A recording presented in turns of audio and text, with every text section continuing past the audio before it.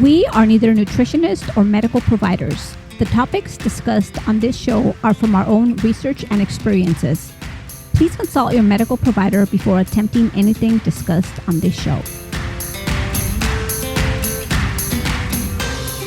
Welcome to another episode of Sjogren Strong. This is Brian. And this is Lupe. And this is your weekly podcast discussing how to live an active and healthy lifestyle despite a diagnosis of Sjogren's syndrome.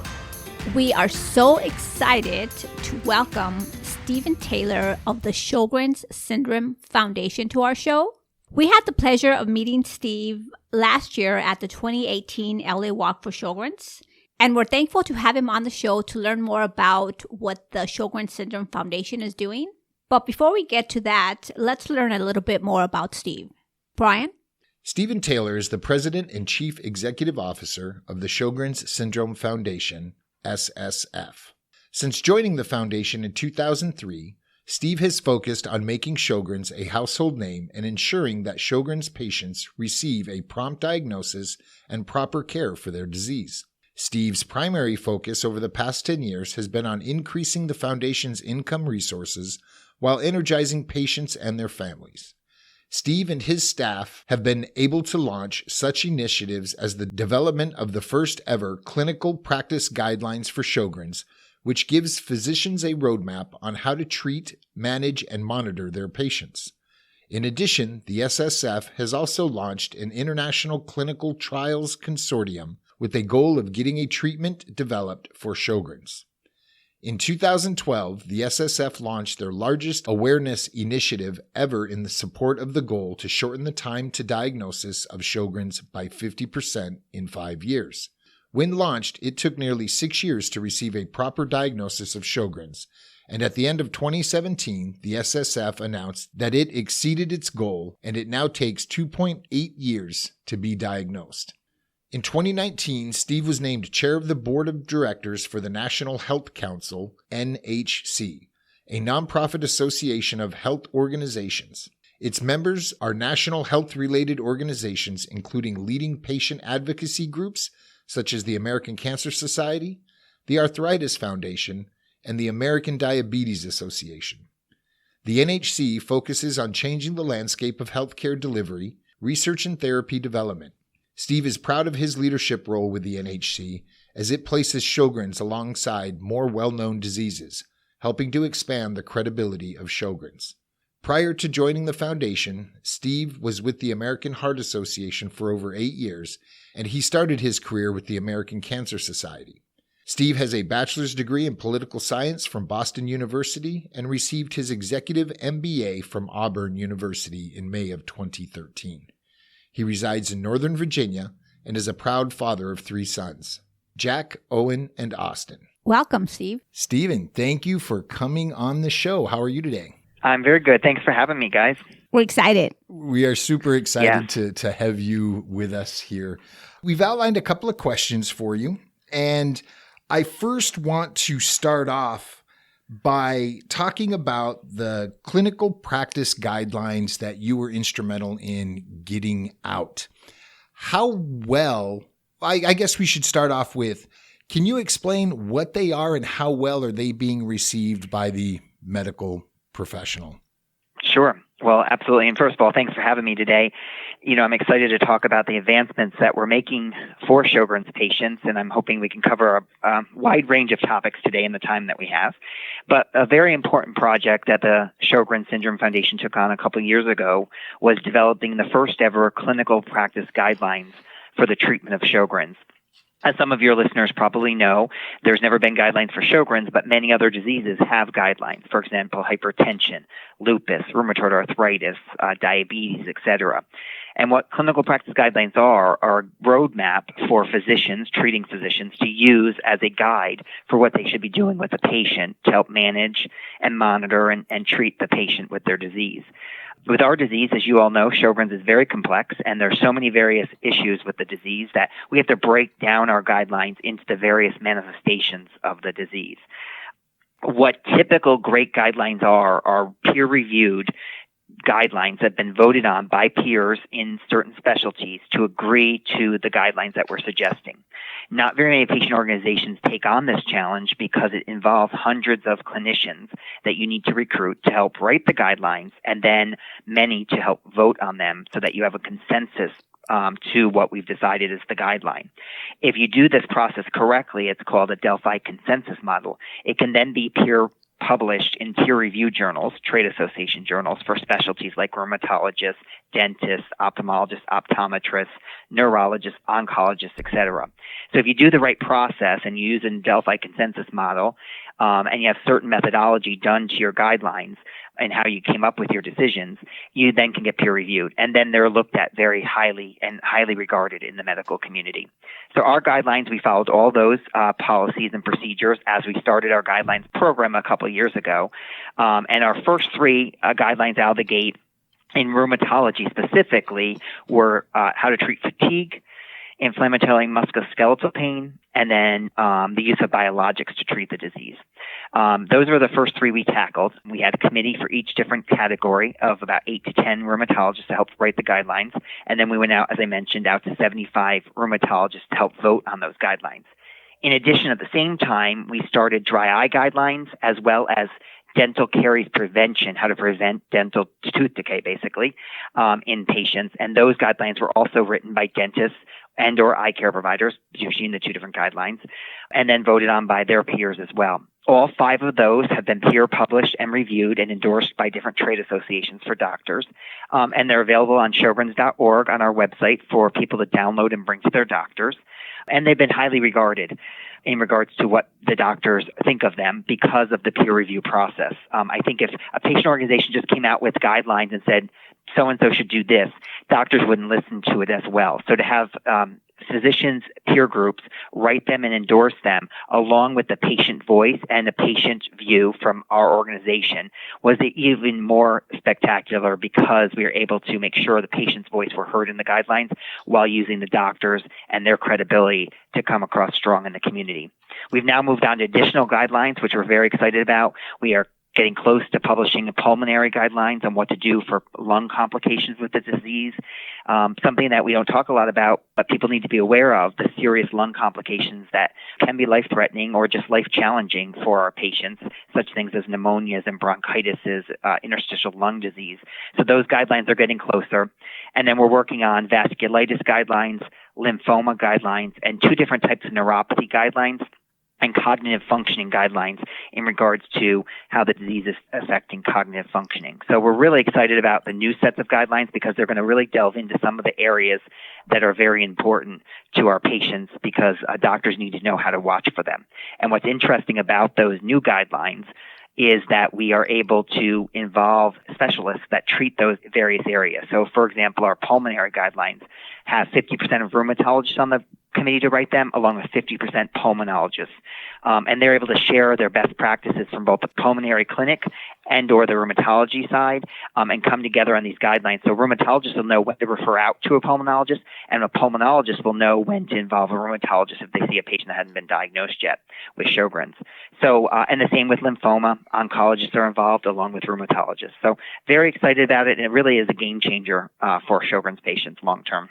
You know, it is. And I hope that they truly appreciate the work and the effort that it takes to accomplish something like this. And it's on their behalf and everybody that's going to follow along with a diagnosis of Sjogren's. So that's awesome, awesome work. Thank you. I want to move into the International Clinical Trials Consortium. And this is the first, and I'm guessing only international consortium when it comes to clinical trials for Sjogren's drugs? That is correct. And is there anything you can share with us about drugs that are currently in this pipeline for trials? Absolutely.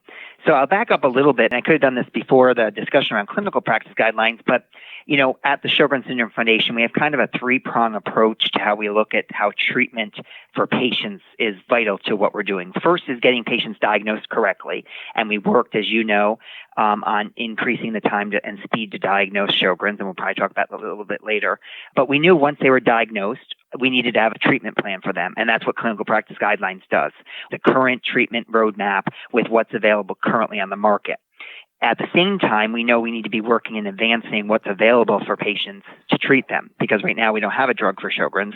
So at the same time we've been writing Clinical Practice Guidelines, we've been working on the Clinical Trials Consortium, which is an area focused on helping speed up as fast as we can the development of a therapeutic to treat the entire disease. It's not a symptomatic relief, so it's not another dry eye drug or another dry mouth drug. It's a symptomatic relief for all of the symptoms for the whole disease. So we kind of have that three-prong approach. And so now, very important and vital over the next 5 to 10 years is figuring out how we can get a treatment on the market for Sjogren's. So this International Clinical Trials Consortium has been around a couple of years now. It involves about 20 key opinion leaders, and key opinion leaders are leaders in the field that treat the disease, so rheumatologists or researchers, or sometimes a little bit of both, like they're a researcher and a clinician. They treat patients, they do research on the side. We've recruited 20 of the top specialists in Sjogren's to come together to serve on this committee, along with we've recruited currently 9 pharmaceutical companies that each can send 2 representatives to serve on this consortium.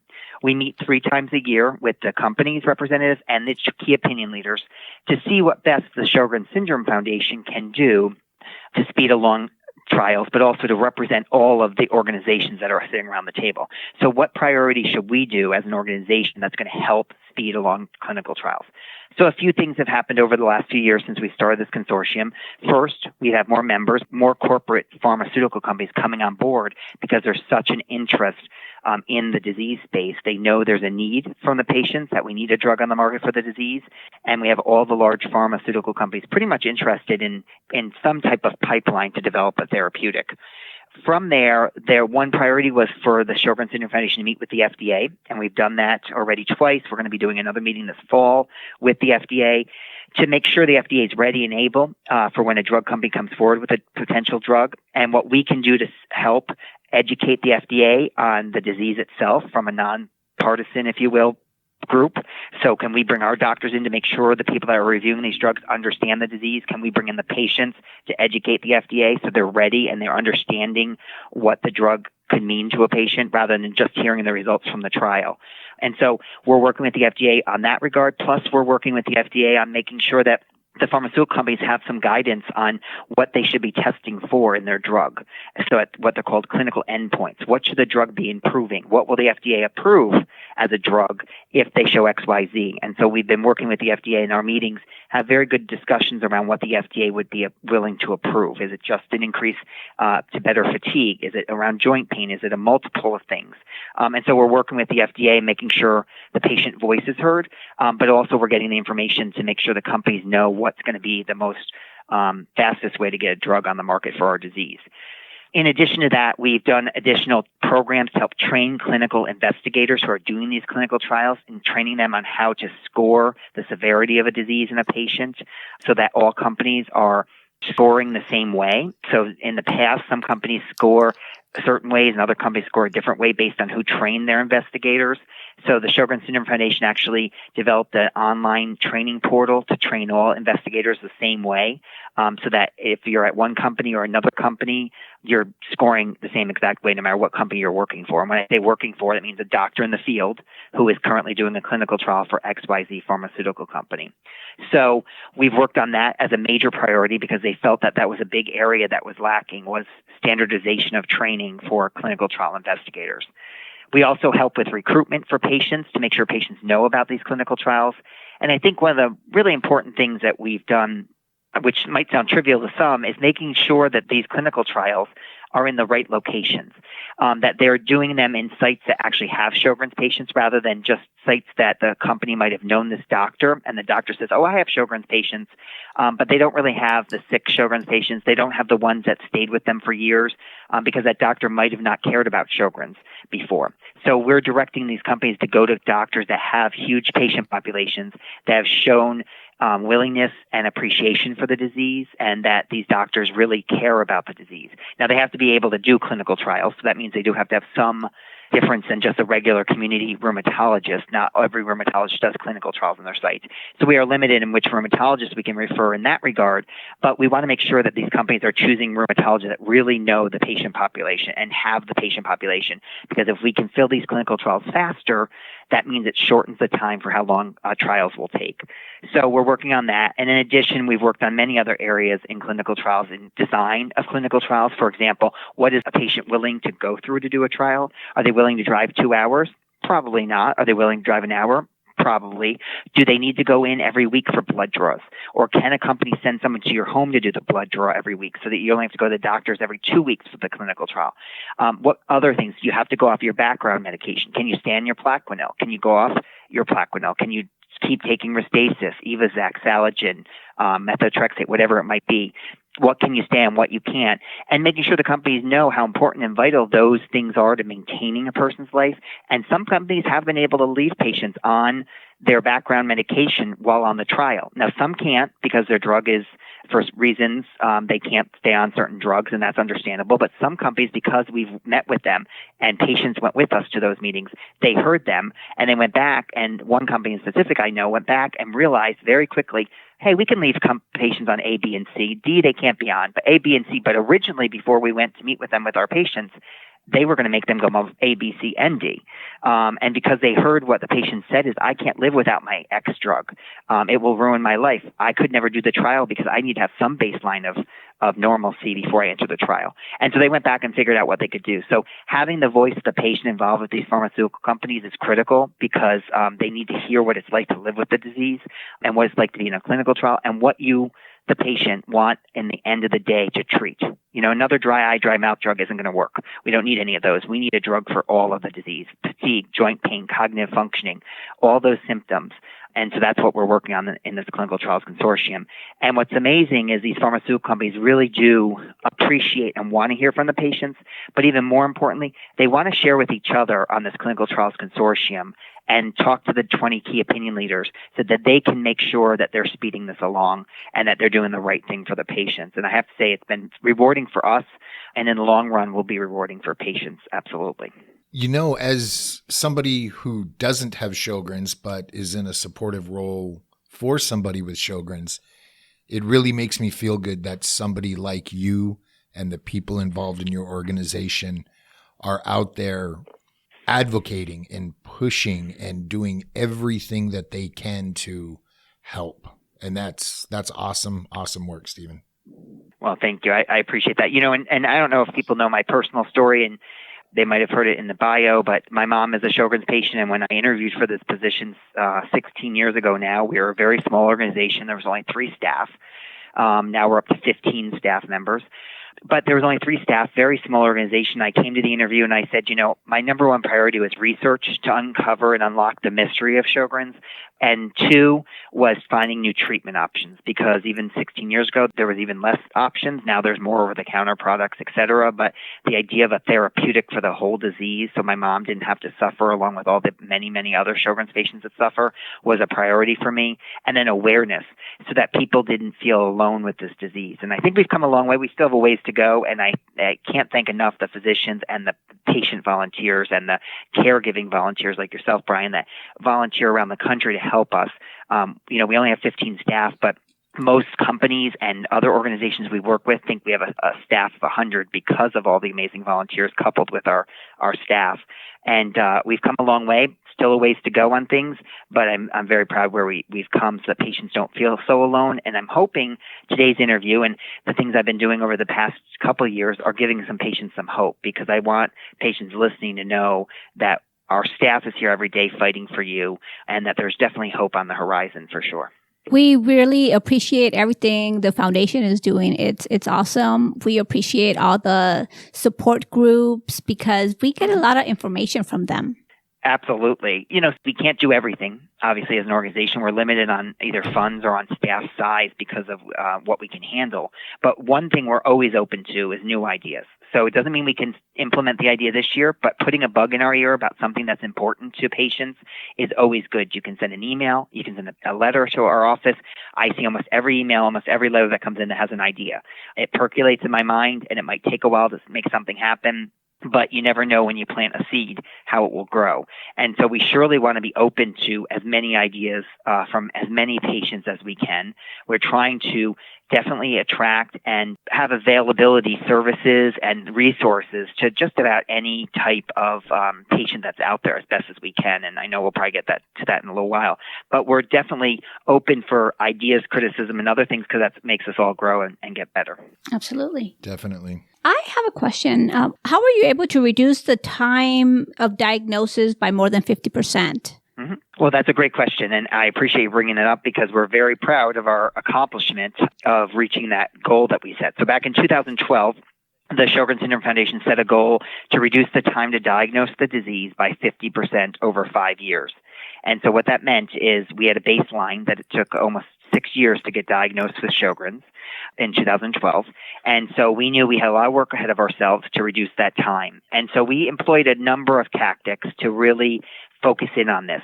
When we hired a polling company to help us get the baseline, and then they helped us every year gauge where we were, they really told us it wouldn't be possible to get to 50%. They said if we can get from 6 years down to 4, it'd be amazing. If we get 6 to even somewhere in the 4s, they'd be shocked because it's an entire shift of a mindset and a paradigm really that's out there. And so they didn't know if it'd be possible. But we said, even if we get to 4.2, we might fail in the goal, but we've moved it forward. So we, the board of directors, which is all volunteers, our board is comprised of physicians, researchers, and patients and caregivers. The board decided that this was an important priority for us. And so we started out by doing a number of things. We went to many conferences to educate doctors. We were on podiums. We presented. We wrote articles in journals. We made sure Sjogren's was everywhere it could be over those 5 years. But the number one reason that we saw the increase, and we know was the number one reason, is we recruited during the time, the 5 years, over 500 awareness ambassadors. These are patients and caregivers that were willing to go out, knock on doors of doctors, leave information for them so that they would make sure that if they saw a patient with certain symptoms, that they would refer them to a rheumatologist to get a workup for Sjogren's. So we went out to dentists, we went out to massage therapists and chiropractors because we know joint pain patients are sometimes lost at chiropractors or massage therapists thinking it's just aches and pains from life.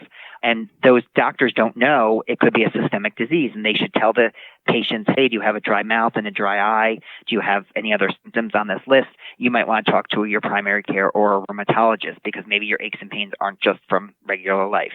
We went out to OBGYNs, the same reason. Our disease mimics menopause. We needed OBGYNs to pay attention to the symptoms and refer patients for further workup that had the symptoms plus others. And then we went out to just about every specialist there are, primary care physicians, and we went out to ENTs, we went out to dentists and eye care providers, and the list goes on to make sure that they knew to refer people that had these symptoms. Because oftentimes our patients are lost in clinics treating their one symptom, never knowing that one symptom is connected to a very odd symptom that you would never think is connected. For example, my mom has tooth decay majorly for many years.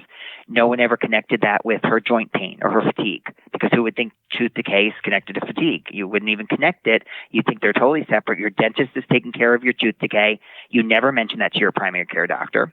So you go in as a 40-something-year-old woman or man, and you talk of fatigue, and they're like, well, you're probably overworking, you're traveling too much, you're this, and you never tell them about tooth decay or dry eye if you have that or whatever. And if you do tell the doctor enough of the symptoms, they'll make the dots connect very fast.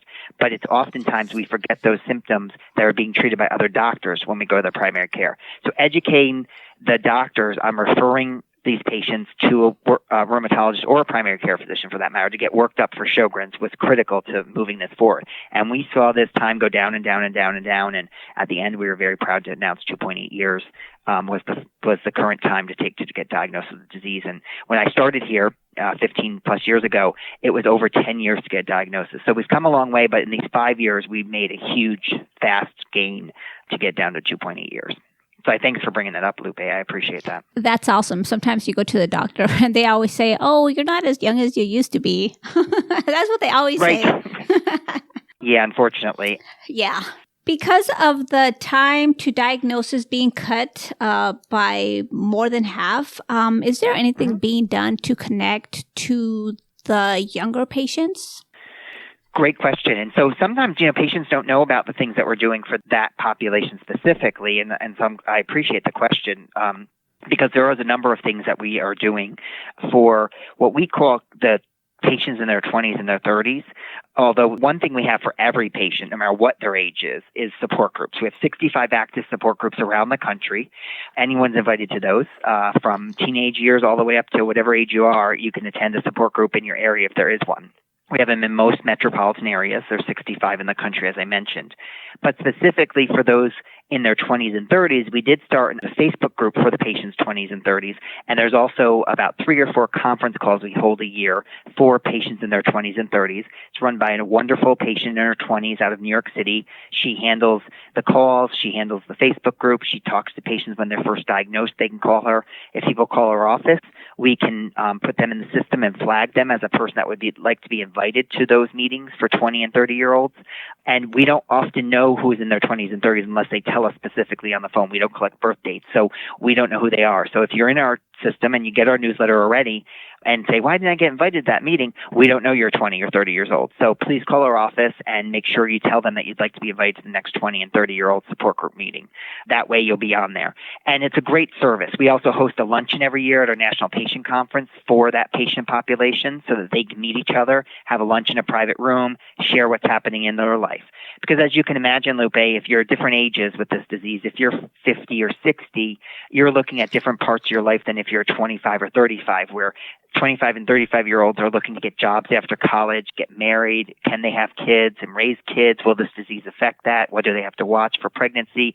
Where a person in their 50s or 60s isn't worried about that. So it's definitely a different kind of mindset when you're younger and diagnosed with the disease. So that's why we started this group a number of years ago, and it's been wonderfully received by the population. In addition to that, we've seen an increase in the diagnosis of pediatric Sjogren's, so patients under 18 getting diagnosed with the disease. We have many patients 10, 11, 12, 13 years old getting diagnosed, and so we have a pediatric support group as well for parents of children with Sjogren's. And so they meet over the phone. They also have a Facebook group, and it's run by 2 wonderful moms who help lead that entire initiative. And in addition, they help fundraise for us, and we just awarded our very first research grant in pediatric Sjogren's and biomarkers in pediatric Sjogren's. So we're really excited about supporting that space. And in addition, we'll have a pediatric Sjogren speaker at our National Patient Conference next year in Phoenix, Arizona, so in 2020. So we're excited to have that because not only do the pediatric parents who will attend and the kids learn, but even the adults that will attend will get to hear what pediatric Sjogren's is like and how it's different, how it's the same, but to get to realize that it's affecting a younger population as well. So we're definitely working in that space in a lot of areas. And we're looking for more volunteers in the younger population to get involved with us as well. And how would they get connected? Like if they wanted to join the Facebook group, do they have to call you? Yep. Okay. Yeah, they can call the office and we can get them the information for the 2 leaders of the group, and then they can reach out to them, and then that way they can touch base with them and join the group, and they can be accepted into the private Facebook group. Perfect. Okay. You mentioned the annual conference. Can you speak a little bit about that and when and where the next is? Yes, absolutely.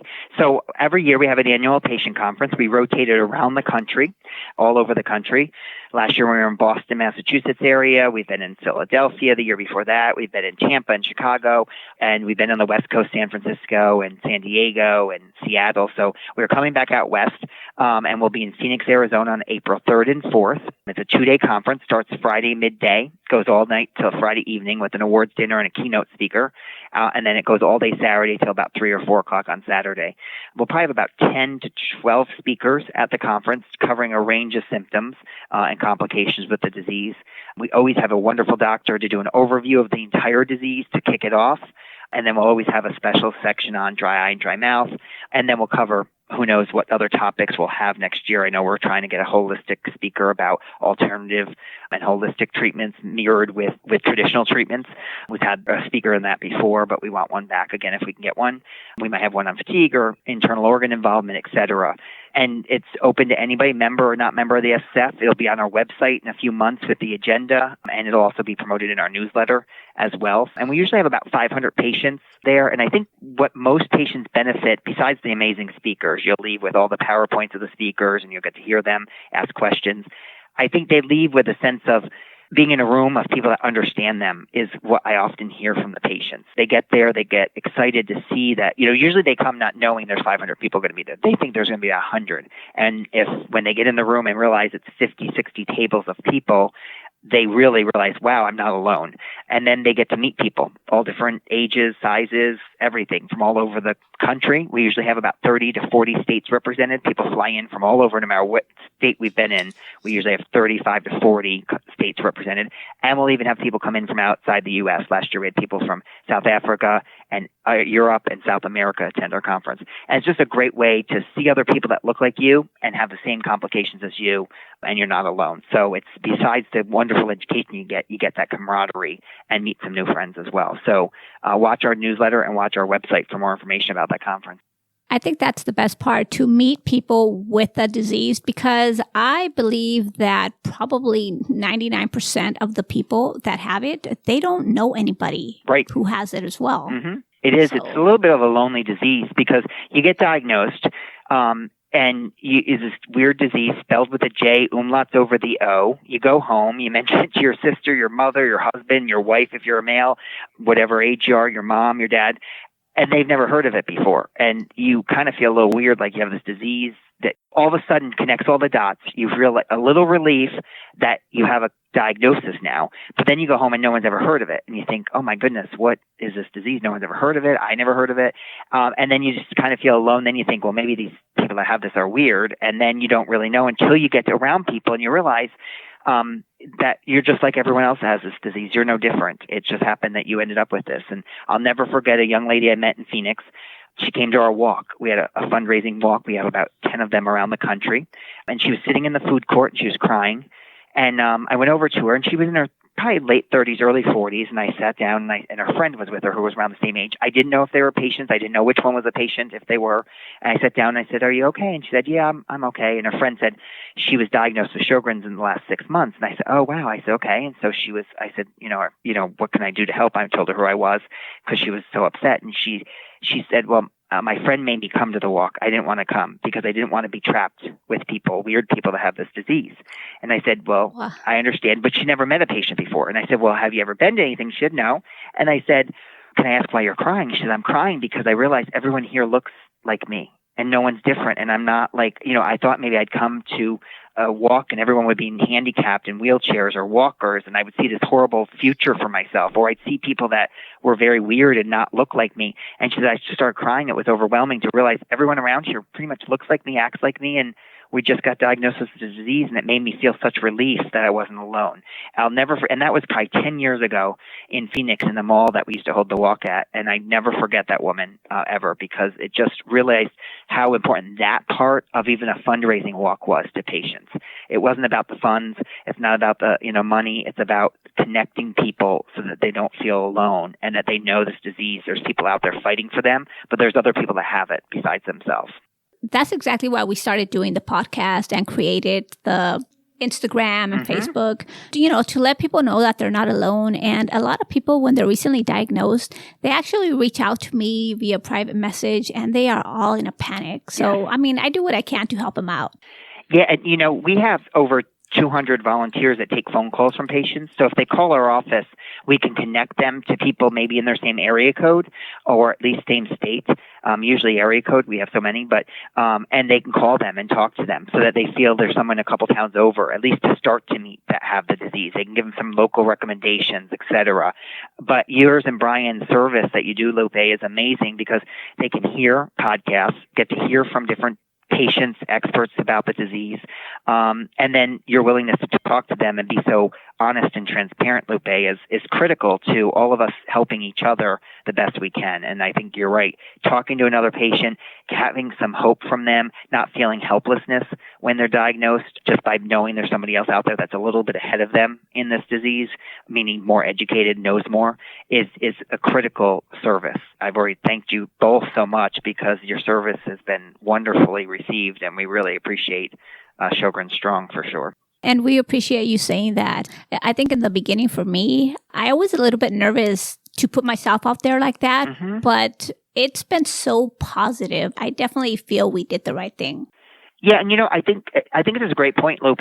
Not everyone has to put themselves out there like that. I mean, I commend you, and there's others that have done things and put their story out there and are willing to get on stage and are willing to do a podcast. No one else really. You guys are the only ones doing that, and we need that, and we appreciate it. But if you're a patient that doesn't want to do anything, that's okay too. I always tell people we have different events for different reasons. We have a Team Sjogren's marathon program because some people want to still run and they want to prove to their disease it's not going to take what they loved away from them. Or we have husbands, hint, hint, Brian, that run in honor of their patients at marathons with us. And so that's why we have Team Sjogren's. But many people don't want to do that. They never could, never would want to. So that's why we have walks, because that's an easy walk around a park or a mall, pretty easy. But if you don't want the walk, we have some social events where you can go to a Sunday afternoon event and enjoy an event there. If that's not your cup of tea, a support group is. But we know many people don't want a support group, so they don't like support groups. So that's why we offer different things, because as I say, different strokes for different folks. It's a great way. So if you're not willing to put your story out there, you don't have to. And if you go to a support group, I promise you they're not going to put you on the spot to have to tell your story. And that's what that woman in Phoenix was telling me, was she also didn't want to go get trapped where she couldn't leave the event. That's why the walk was good, because there was many exits. It was a mall. She could sneak away. But, even if you go to a support group, you might only go once, get some information, and not come back for a year. And then the doctor says, hey, your liver enzymes are up. And you go, oh my gosh, what does that mean? You can go back to the support group again. Even if you haven't been for a year or 3 years or 5 years, you can go back again and say, hey, I was at the doctor's last week and they said my liver enzymes are up. Does anyone have experience with that? That's what those meetings are. You don't have to go to every meeting to be a part of the support group. You can go to one a year, one every 5 years. That's what the service is there for. And you don't have to put your story out there if you don't want either. You can go and listen and sneak out the back door. That's what everyone is here for, to help people where they need the help. I really want to second that, because we've been to a few different support groups run by different leaders, and they are welcoming and people are helpful, and just talking to other patients, not necessarily even the support group leader, it can be comforting to people, and it is a relaxed environment. And if you haven't been to a support group and you have one near you, please give it a try. We know that it's hard to get dressed and get out of the house sometimes, but it'll be well worth the visit. So please give them a try. That's great, Brian. Thank you. And they're free. They're free. You don't have to be a member. You can go on our website and find the support groups in your area. They're listed. The support groups under the Get Connected tab, there's a support group tab, and then you pick your state and you'll find the most local one to you. And then from there, you can wait till they post their most upcoming meeting and find the information. And we encourage you to go. Free of charge. Please go to the meeting and get the help and advice that you can from experts. Who's better than another Sjogren's patient to give you advice? Most definitely. You've referenced the website before, but are there any other ways that people can get involved, whether they want to donate or volunteer time, or if they just want to get involved with this awesome foundation? Where should they start? Yeah, absolutely. I think the best way to start is really by joining the SSF, because you'll get all the flyers and materials and updates on what's going on. So it's $36 to join. You get our newsletter 10 times a year, which has great information written by doctors and researchers about the disease, has information about upcoming events, etc. Then you're in our database, so you'll get invited to clinical trials that are in your area. If you decide you want to do a clinical trial, but you'll get the flyer saying there's one happening in your area. You'll get support group flyers when there's a meeting in your area. You'll get invited to events when we have them. So you'll stay connected in that way. And then over time, you'll find something you might want to volunteer for. We might need a new support group leader in an area. We might need people to join a walk committee or a fundraising committee. We always need awareness ambassadors to help us increase awareness for the disease, and we have materials that we give you, and you can go out and help us aware that. We will be this next year increasing our advocacy work on Capitol Hill and through our local congressmen and senators, and so we'll be expanding our grassroots network, so we're going to need more people to add their voice to that as well. So there's always opportunities, and just like I said about the events and things to do, not everything's for everybody. So sometimes you want to do anything, you just want to read our newsletter, and that's great. You can read it, renew your subscription, maybe donate it one time a year to the SSF in general or not. But some people will want to volunteer and have add their voice to our fight. And so that's great. And there's tons of opportunities that you'll learn by getting involved just through the newsletter and reading that and getting emails and flyers about things happening in your area. And then you can choose what you want to step up to do. And we also need services. We always need a lawyer that can help with issues, who can volunteer their legal expertise to us. We need specialists, physical therapists, and dentists, dental hygienists, all different types of doctors that can help us as well. And we need other specialists that can help with other areas, motivational speakers, life coaches, counselors, mental health individuals that can help us educate in certain areas. So definitely, if you have an expertise that you think you can lend, please reach out to us as well. We'd love to have your help in those areas. That's great advice if people are out there looking for a way to get involved, and we appreciate that. And the links will be in the show notes below. And we do get the Moisture Seeker newsletter, and it is a great periodical. We've talked about it several times before, and that's a great place to start as well, and you'll really see what's going on. And I do want to mention there is a Facebook group that's public. There is a private one that's not run by us, although they use our name. And so that's never been us. But we have a public page that has about 50,000 plus followers on it. Please follow us on Facebook because you'll also learn. But in addition, I just want to mention because, if you have a need and you can't afford our newsletter because you're, on Social Security disability, you have high medical bills, whatever the reason, we have tons of scholarships available for free newsletter subscriptions. So we have donors that give us money to help support those that can't afford, but we know need the education and want the education. So if that's you, by all means, call our office and tell them you can't afford a membership, and we'll give you a subscription. There really is hardly any question ever when someone calls in to give a free subscription to our newsletter. So don't use that as a hindrance. If you think $36 is too much because of what you have going on, then great. And then next year, if you have it, you can renew and pay yourself. If you don't, then you'd call back again next year and say, I'm still on Social Security, I'm fixed income, I need another free scholarship, and we'll renew it for you. So definitely consider that, because we'd like you to have the education and information and not feel you had to pay the $36. That's what donors give us money to, and why we exist is to help everybody. So by all means, don't hesitate to call if that's your case. That's awesome. Thanks for sharing that. Yeah.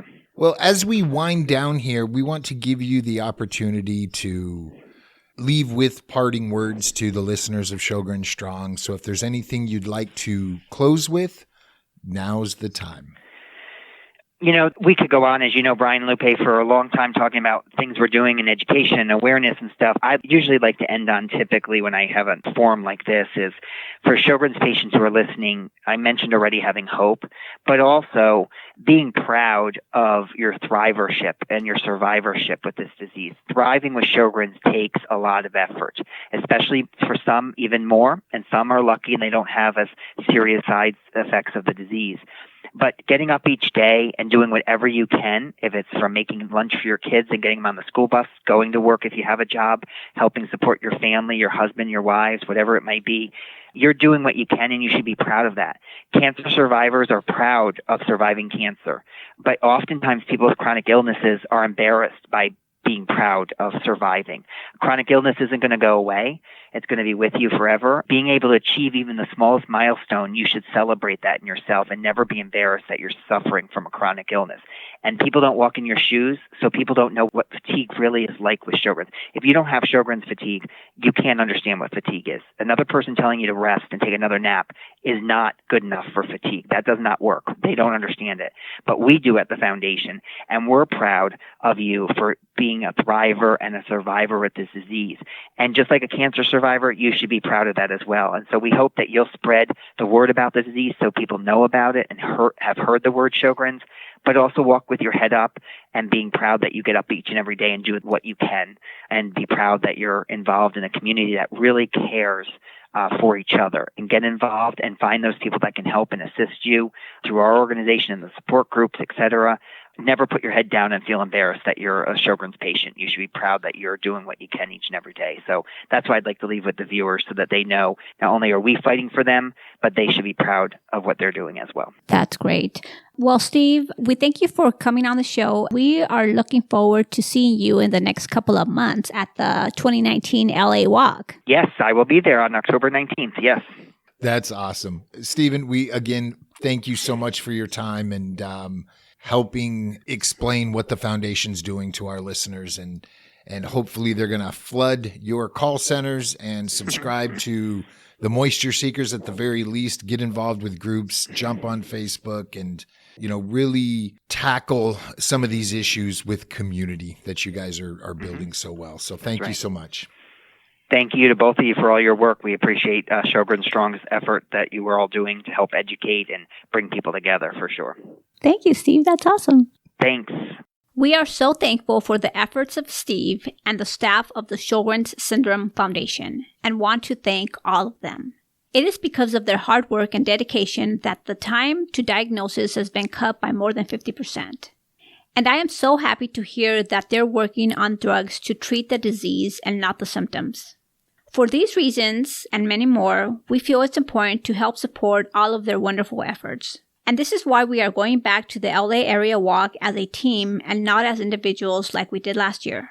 We hope you can find it in your hearts to support Team Living Sjogren Strong as we raise money for the foundation. We also hope that learning more about the foundation reinforces the fact that we are not alone in this fight, and that good people we don't even know, are fighting on our behalf. Steve, thank you and everyone at the foundation for being part of our journey. We thank you for listening to this episode and ask that you share it with your family and friends to help them gain a better understanding of what it is we deal with every day. Until next time, sip constantly and stay hydrated.